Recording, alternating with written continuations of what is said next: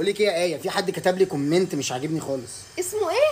كومنت. كومنت. اسمه احمد هو لو بتسالي عليه. لا اسمها كومنت. اسمها ايه؟ كومنت.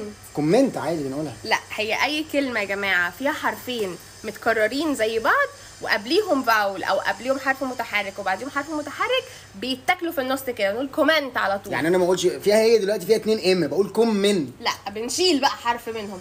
بص كومنت. قولها صح، قولها صح. كومنت. كومنت. كومنت. في واحد كومنت. كتب لي كومنت كومنت مش عاجبني. ايوه.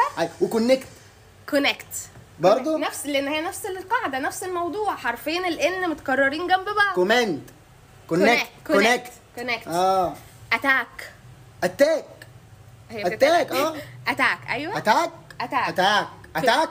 اتاك على طول. اتاك. كولكشن. كوليكشن في كل المحلات موجوده عندي، احلى كوليكشن يا جماعه.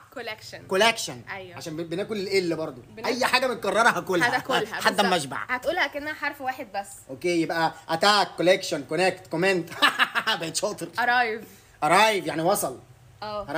ارايف عشان كنت طول عمري برضو بقولها ارايف صح، علشان هي دبل ار. لا بنشيل ار منه. في سبورت. سبورت. خليك سبورت يا ولد. خليك سبورت ليا كده. سبورت. غريبه قوي دي، اول مره اسمعها. سبورت. اوكي يبقى كولكشن سبورت اتاك ارايف كونكت كومنت. اللي يعرف يقولهم يا جماعه يعملهم في فيديو، وهنجمع الفيديوهات دي ونرفعها عندنا ونعمل لهم منشن ونخلي الناس تعمل لهم فولو. اللي هيقول كل الكلام اللي انا قلتهم دول 3 2 1 اند كولكشن سبورت ارايف اتاك كومنت كونكت.